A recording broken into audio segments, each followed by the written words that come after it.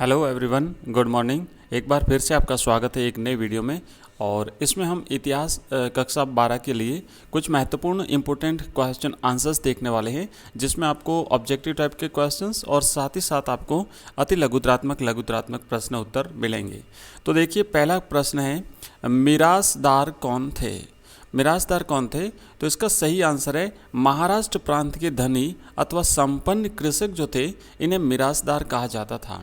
थोड़ा सा आप एक बार चारों ऑप्शन पढ़ लीजिएगा, क्योंकि इससे मिलते जुलते अगर ऑप्शन आ गए तो कंफ्यूज हो जाओगे एग्जाम में। तो यहाँ पर देखिए, महाराष्ट्र प्रांत के धनी अथवा संपन्न कृषक।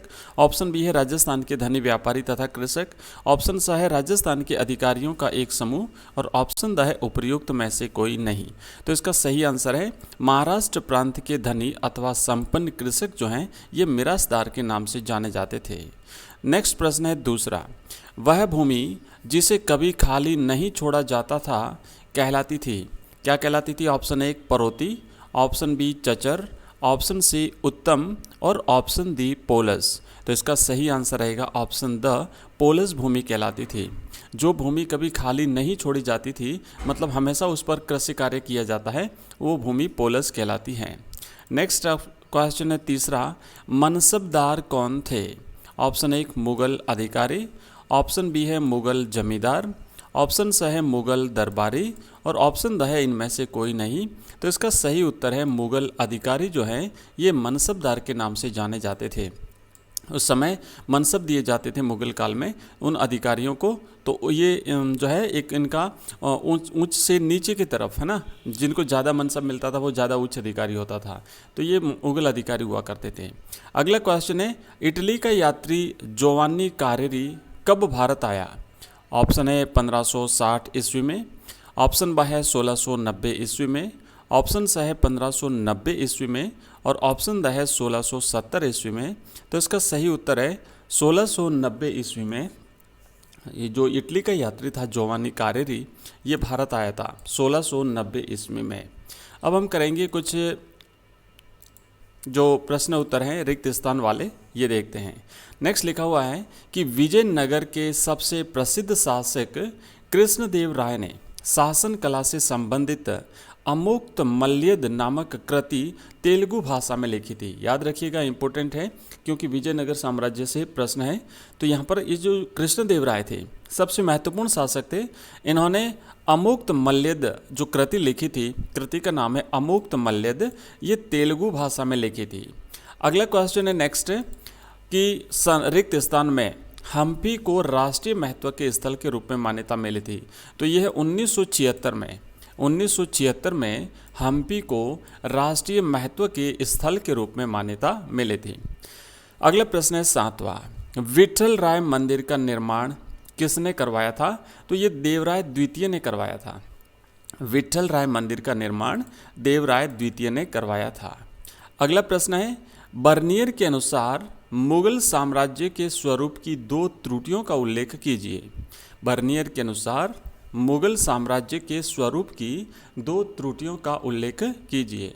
तो लिखना है कि बर्नियर के अनुसार मुगल साम्राज्य के स्वरूप की दो त्रुटियां हैं। मुगल सम्राट भिखारियों और क्रूर लोगों का राजा था, ऐसा बर्नियर ने कहा है कि मुगल सम्राट भिखारियों और क्रूर लोगों का राजा था। और दूसरा है कि इसके जो शहर थे वो विनष्ट और खराब हवा से दूषित थे। शहर विनष्ट और खराब हवा से दूषित थे। नेक्स्ट क्वेश्चन है अगला, बर्नियर ने किस जटिल सामाजिक सच्चाई का उल्लेख किया है? नौवां प्रश्न है कि बर्नियर ने किस जटिल सामाजिक सच्चाई का उल्लेख किया है? तो इसका उत्तर लिखना है कि संपूर्ण विश्व से बड़ी मात्रा में बहुमूल्य धातुओं का भारत में आना। और दूसरा है भारत में एक समृद्ध व्यापारिक समुदाय का अस्तित्व। तो ये बर्नियर ने इस जटिल सामाजिक सच्चाई का उल्लेख जो है वो किया है। अगला प्रश्न है 10वां, आईन दहसाला किसने जारी किया? तो आईन दहसाला जो है ये अकबर ने जारी किया था। अगला क्वेश्चन है, सिलसिले का अर्थ स्पष्ट कीजिए। सिलसिले जो है वो सिलसिले क्या था? तो सिलसिले का शाब्दिक अर्थ होता है जंजीर, जो शेख और मुरीद के बीच एक निरंतर संबंध का प्रतीक था। सिलसिले का अर्थ होता है, शाब्दिक अर्थ होता है इसका जंजीर, जंजीर यानी जो आपस में जोड़ने का काम करे, है ना, जंजीर जो संबंध स्थापित करे, तो या फिर जो बांध के रखे। तो जो शेख और मुरीद के बीच एक निरंतर संबंध बनाए रखे, दोनों को जोड़े रखे एक दूसरे के साथ, वो होता है सिलसिला। अगला क्वेश्चन है 12वां, सूफियों की 2 शिक्षाएं बताइए। जो सूफी सिलसिले हुए हैं, जो सूफी संप्रदाय हुए हैं, उनकी 2 शिक्षाएं आपको बतानी है। तो लिखेंगे कि ईश्वर की भक्ति और उनके आदेशों के पालन पर बल दिया जाता था, और साथ ही साथ पैगंबर मोहम्मद साहब का अनुसरण करने पर बल दिया जाता था। तो ये है सूफियों की 2 शिक्षाएं। अगला क्वेश्चन है नेक्स्ट, बर्नियर ने मुगल कालीन नगरों को किसकी संज्ञा दी? बर्नियर ने मुगल कालीन नगरों को किसकी संज्ञा दी? तो बर्नियर ने मुगल कालीन नगरों को सिविर नगर कहा था। बर्नियर ने, फ्रांसवा बर्नियर ने मुगल कालीन नगरों को सिविर नगर कहा था, क्योंकि ये नगर अपने अस्तित्व के लिए राजकीय शिविर पर निर्भर थे। राजकीय शिविर पर निर्भर थे, इसलिए इन्हें जो है मुगल कालीन नगरों की संज्ञा दी गई। अगला प्रश्न है, खानका से क्या अभिप्राय है? खानका क्या है? तो लिखेंगे कि संस्थागत दृष्टि से सूफी अपने को एक संगठित समुदाय खानका के इर्द गिर्द स्थापित करते थे। नेक्स्ट 15वां प्रश्न, बर्नियर के अनुसार अन्य शहरी समूहों में व्यावसायिक वर्ग में कौन कौन लोग सम्मिलित थे? तो बर्नियर के अनुसार जो अन्य शहरी समूह थे, उसमें व्यावसायिक वर्ग में चिकित्सक थे, अध्यापक थे, अधिवक्ता थे, चित्रकार थे, वास्तुविद थे, संगीतकार थे, और सुलेखक भी थे इसमें शामिल। नेक्स्ट है 16वां प्रश्न, मस्जिदों की स्थापत्य कला संबंधी 2 सार्वभौमिक तत्वों का उल्लेख कीजिए। तो यहाँ पर देखेंगे कि जो मस्जिदों की स्थापत्य कला है, उससे संबंधित जो 2 सार्वभौमिक तथ्य हैं, वो है एक तो मस्जिद का मक्का की ओर अनुस्थापन, और दूसरा मेहराब और मिनबार की स्थापना, मेहराब और मिनबारों की स्थापना। नेक्स्ट प्रश्न 17, मस्जिदों की स्थापत्य कला संबंधी 2 तत्वों का उल्लेख कीजिए जिनमें भिन्नता देखने को मिलती है। तो मस्जिदों की स्थापत्य कला में एक तो है छत और दूसरा है निर्माण की सामग्री। तो इसमें जो है वो भिन्नता देखने को मिलती है। ये स्थापत्य कला के 2 तत्व हैं। अगला 18वां प्रश्न है, सूफी कौन थे? सूफी कौन थे? तो ये जो उत्तर है ना, भक्ति और सूफी परंपराओं से इसमें काफ़ी ज़्यादा क्वेश्चंस आए हैं, याद रखना, थोड़ा सा इंपॉर्टेंट है टॉपिक। यहाँ पे आप लिखेंगे कि कुछ आध्यात्मिक लोगों का रहस्यवाद तथा वैराग्य की ओर अधिक झुकाव था, इन्हें सूफी कहा जाता था।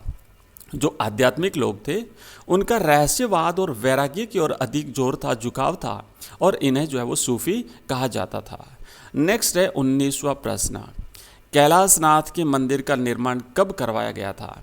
तो आप लिखेंगे कि कैलाशनाथ के मंदिर का निर्माण 8वीं शताब्दी में करवाया गया था। कैलाशनाथ के मंदिर का निर्माण 8वीं शताब्दी में करवाया गया था। खानका का परित्याग कर फकीर का जीवन बिताने वाले सूफी क्या कहलाते थे?